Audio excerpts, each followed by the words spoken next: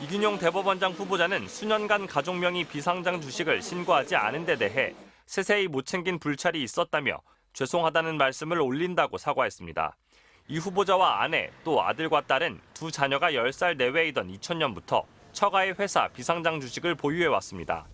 현재 가치로 한 사람당 2억 4천만 원어치에 달하지만 이 후보자는 액면가는 250만 원에 불과하다고 해명했습니다. 2020년 공직자윤리법 규정이 바뀌기 전 1인당 액면가 1,000만 원 이하 비상장 주식은 신고할 필요가 없었기 때문에 신고 대상이라고 미처 생각 못했다는 겁니다. 거듭된 해명에도 불구하고 누락 액수가 너무 크다는 지적이 법원 내부에서도 나왔습니다. 수도권 한 부장판사는 재산 신고를 해본 판사면 이 정도 금액을 누락하는 건 이해하기 어렵다며 만약 10억 원을 누락한 정치인이 기소되면 당선 무효형을 선고한다고 지적했습니다. 이 후보자는 재산 증식을 위한 건 아니었다고 강조했지만 가족들은 최근 5년 동안만 배당금으로 2억 1천만 원을 받았습니다. 이 후보자는 법관의 주식과 부동산 투자에 대한 입장을 묻는 질문에는 청렴성에 지장을 주는 것이 아니면 법관이 투자한다고 비난받는 건 온당하지 않다고 답변했습니다. 고위공직자라면 다 해야 할 의무를 저버렸기 때문에 청렴성을 이미 위배했다고 보이는 거고 대법원장으로서의 자격도 연결되어 있다라고 보입니다. 이 후보자가 1987년 처가와 함께 부산 동래구 농지를 사들이며 농지법을 어겼다는 의혹도 청문회 쟁점이 될 것으로 보입니다. 이 후보자는 등기와 달리 잡종지로 쓰여서 농민이 아니어도 살 수 있다고 해명했지만 농림축산식품부는 등기상 농지는 농민만 살 수 있다며 반대 해석을 내놓았습니다. MBC 뉴스 정상빈입니다. 인사청문회를 하루 앞두고 더불어민주당은 이균용 대법원장 후보자에 대해 자료 제출이 부실하다며 강하게 비판했습니다. 10년간의 거래 내역 등을 달라고 하면 5년만 줍니다. 왜 5년인지 설명도 없습니다. 인사청문회를 무력하기 위한 불순한 의도로 행해지는 행동이라고 볼 수밖에 없겠습니다. 이 후보자는 자신과 배우자 이외의 가족에 대한 개인정보 제공 동의서 제출을 거부했고 문제가 되고 있는 비상장 주식회사와 관련된 개인정보 제공도 거부한 것으로 알려졌습니다. 민주당 의원들은 이 후보자가 불성실한 자료 제출과 해명으로 일관할 경우 국회 인준 절차에서 심각한 문제가 야기될 수 있다며 임명 절차가 순탄치 않을 것임을 예고했습니다.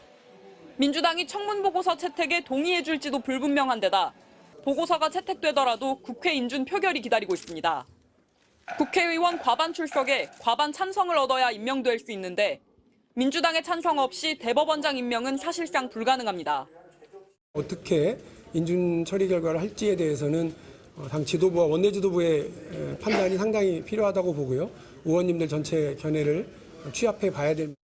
이균용 후보자 인준에 대한 당론은 결정되기 전이지만 부정적 의견이 힘을 얻고 있는 것으로 알려졌습니다.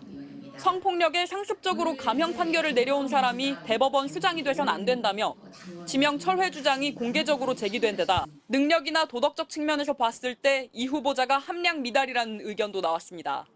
민주당은 이미 국방부, 여성가족부, 문화체육관광부 장관 후보자에 대해 부적격 판단을 내렸지만 이와 관계없이 대통령이 임명하면 됩니다. 대통령이 인사폭주를 하고 있다고 주장하는 민주당으로선 대법원장에 대해선 이른바 실력 행사를 할 수 있습니다. 하지만 삼권 분리의 한 축인 대법원장 자리를 비워둔다는 비판은 민주당에도 부담이 될 것으로 보입니다. 대법원장 인준이 부결된다면 지난 1988년 이후 35년 만입니다. MBC 뉴스 김민영입니다. 한 채용정보 사이트에 올라온 이균용 대법원장 후보자의 딸 첼리스트 이모 씨의 이력입니다. 2002년 10살에 커티스 음악원에 최연소 합격했다고 돼 있습니다. 경기도 성남의 공립초등학교를 다니다 5학년인 2002년 7월 유학 간 겁니다. 성남의 공립중학교를 다니던 장남 역시 2002년 자퇴하고 함께 유학길에 올랐습니다. 현행법은 모든 국민은 자녀가 초등학교와 중학교까지 의무적으로 다니게 해야 한다고 규정하고 있습니다. 법을 어기고 조기 유학을 보낸 겁니다. 이 후보자는 딸이 음악영재로 선발돼 미국 명문음악원의 초청장을 받았다며 음악원이 보호자 동반을 요청해와 아내가 동행하게 됐고 중학생인 아들도 돌볼 사람이 없어 함께 미국에 보냈다고 해명했습니다. 현행법은 부모 중 한 명이 공무상 해외 파견을 갈 때만 예외를 인정해 자녀를 돌보러 아내가 동행했다 해도 명백한 불법입니다. 누구보다도 법과 제도를 잘 지키며 살아야 하는 판사라는 지위에 있던 후보자가 자기 자식의 미래만을 생각하고 이 후보자의 부부와 아들, 딸이 가진 10억 원어치 비상장 주식을 신고하지 않은 걸 두고도 논란이 계속되고 있습니다. 이 후보자는 2020년 비상장 주식도 신고하도록 법이 바뀐 줄 몰랐다고 해명했는데 사실 2009년부터 1,000만 원 이상 비상장 주식은 신고 대상이었기 때문입니다. 2009년부터 이 사람은 신고했어야 합니다. 시행령이 바뀐 줄 몰랐다. 이것은 양심이 없는 정말 국민을 우롱하는 시민단체들은 3억 원 이상 재산을 고의 또는 실수로 누락한 경우 공직자윤리법상 중징계 대상이라고도 지적했습니다. MBC 뉴스 김지인입니다. 지난 2009년 광주고법 부장판사로 승진하며 재산 공개 대상이 된 이균용 대법원장 후보자. 가족 재산 51억 8천만 원을 신고했는데 미국 펜실베이니아 대학에서 경제학을 공부하던 아들의 예금으로 1억 1천만 원을 신고했습니다. 아들 나이 만 20살이었습니다. 1년 뒤 입대한 아들 재산은 더 늘었습니다. 예금은 1,400만 원 줄었지만 5천만 원어치 주식이 새로 생긴 겁니다. 매입자금 출처는 밝히지 않았습니다. 더구나 2000년 11살이던 아들, 9살이던 딸은 이미 외가가 운영하는 자동차 운전학원 주식 2억 4천만 원어치를 각각 받은 상태였습니다. 21살 군인 신분이던 아들 재산이 4억 원에 달했던 것입니다. 세금 없이 자녀에게 증여할 수 있는 한도는 10년에 5천만 원. 이 후보자에게 주식 외에 증여가 있었는지, 증여세를 냈는지 물었지만 아직 답변이 오진 않았습니다. 지난 1987년 처가 식구들과 함께 구입한 부동산을 둘러싼 논란도 계속되고 있습니다. 현재 건물이 들어선 땅의 당시 용도는 농지법상 근처 농업인만 살 수 있는데 당시 서울에 살던 이 후보자가 산 겁니다.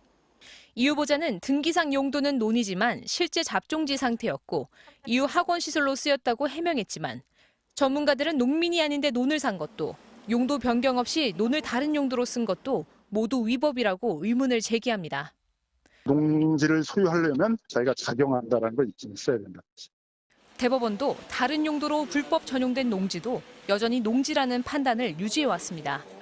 이 후보자 측에게 추가 해명을 요구했지만 역시 아직 답이 오진 않았습니다. MBC 뉴스 이유경입니다.